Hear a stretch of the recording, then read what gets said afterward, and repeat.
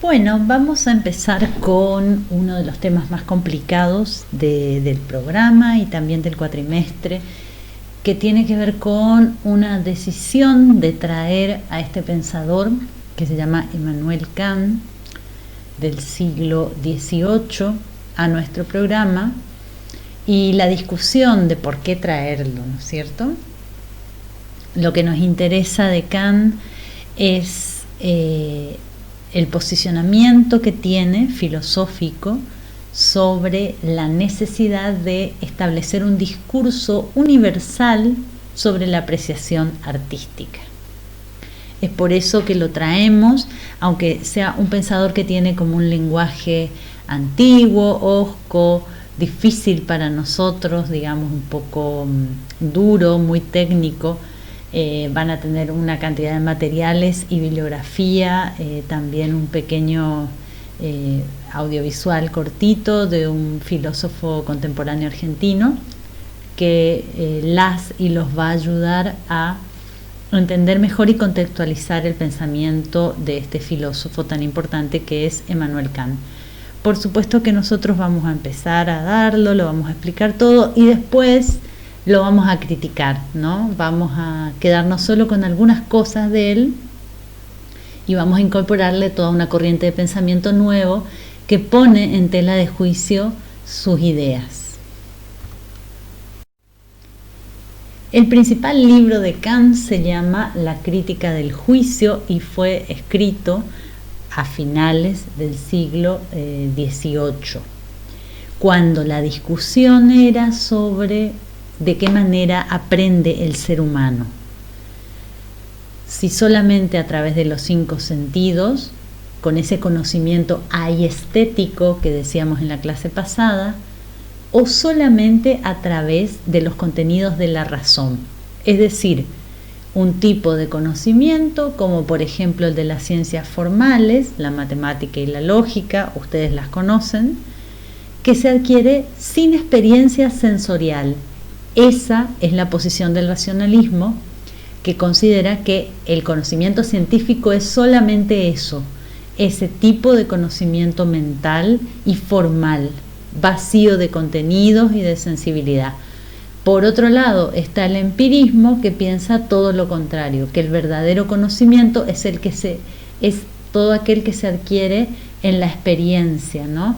Cuantificando frente a los hechos empíricos del mundo. ¿Qué le interesa a Kant? No le interesa tanto el lugar donde esté el objeto de conocimiento. Lo que le interesa a Kant es quién es el sujeto que conoce.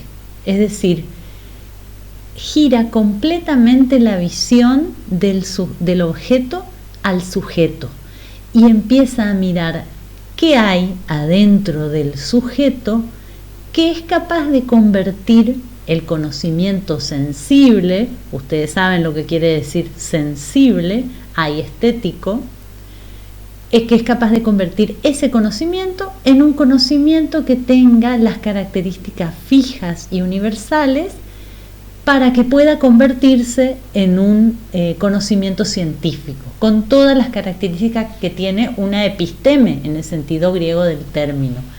Y dice Kant, las categorías están en el sujeto, es decir, es el sujeto que traza las condiciones de posibilidad para propiciar el tipo de conocimiento científico. Nace con 2 categorías, espacio y tiempo.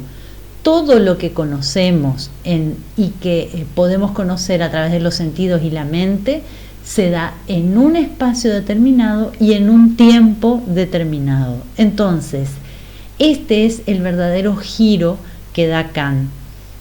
Pone el acento, el foco en el sujeto y en sus categorías y no tanto en el objeto.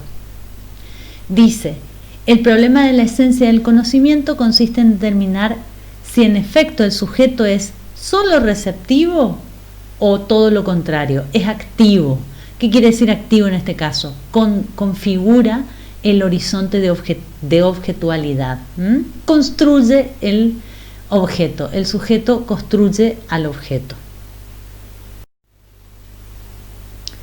Conocer va a ser para Kant entonces hacer una acción, construir algo, no estar pasivamente filmando una situación, sino colocar una cámara, colocar una luz, elegir los colores, construir una escena, llevado esto a un ejemplo, ¿no es cierto?, audiovisual o cinematográfico. Conocer no es reflejar los objetos, sino que es ante todo trazar el horizonte dentro del cual los objetos son realmente objetos. Construir el ámbito de la objetividad, como decíamos recién. Elaborar las cosas para que puedan constituirse en objetos. Para Kant, conocer tiene dos factores importantes. Nuestra razón, que es independiente de la experiencia, porque es la razón la que trae las categorías de espacio y tiempo, y el material modelable, que son las impresiones, que son estas sensaciones que provienen de los 5 sentidos. En la crítica del juicio, a Kant le interesa discutir un poco el juicio estético. ¿Qué es un juicio estético? Un tipo de discurso sobre las obras de arte, centrado en especial en las afirmaciones del tipo esta obra me gusta o esta obra no me gusta. A eso se refiere Kant cuando dice el juicio estético. Ese es el juicio, el discurso argumentado sobre el arte. Pero ¿qué le va a interesar a Kant? ¿Es ese discurso universal, intersubjetivo, quiere decir esto compartible por todos los seres humanos? ¿O es un tipo de discurso privado? ¿Qué quiere decir privado en este caso? Que solo le pertenece y solo lo entiende un sujeto, una cultura o un colectivo. Esa es la discusión de Kant y esa es la discusión que argumenta esta crítica del juicio, que nosotros la vamos a leer, que fue escrita en 1790, ¿no?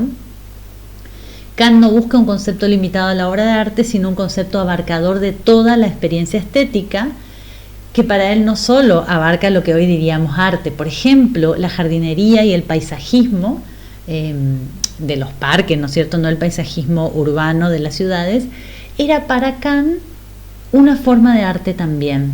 Entonces, este juicio estético también podía darse, por ejemplo, con los objetos de la naturaleza, es decir, todos los objetos que no tienen intervención humana. Eso ya no sería posible en la estética contemporánea, porque la estética contemporánea va a trabajar solo sobre las creaciones del ser humano. Entonces, ¿cuál es la raíz de esta apreciación sobre el arte? ¿Cuáles? Las características del sujeto que conoce. Igual que pasaba con el conocimiento, va a pasar con el discurso sobre el arte para Kant. A la facultad de una percepción estética, es decir, de una captación sensorial cualificada y valorada, Kant la va a llamar el gusto. Esto me gusta, esto no me gusta. Es la facultad de enjuiciar un objeto o un modelo de representación mediante un agrado o un desagrado, sin interés, como decíamos en la primera clase. El objeto de un agrado se va a llamar bello, y ahí empieza este concepto de bello que es utilizado antes y durante y después de Kant. Entonces, nos gustan las cosas bellas porque no encontramos ningún interés en ellas. El gusto es la expresión de la subjetividad, porque se da en el sujeto, por supuesto, con sus categorías que son las mismas del conocimiento, y es desinteresado para poder ser objeto de análisis para Kant. ¿Por qué? Porque el interés significa cercanía, no hay distancia. Esto me interesa, me interpela, me sirve para. Eso no es analizable porque es muy subjetivo, va cambiando de persona en persona, es muy particular. El agrado estético no se iguala al disfrute ni al placer. ¿Por qué? Porque el placer está vinculado más a la sensibilidad física, a una necesidad física que se colma con algo. Todo esto para Kant. Como tampoco el desagrado se equipara con la repulsión o el rechazo.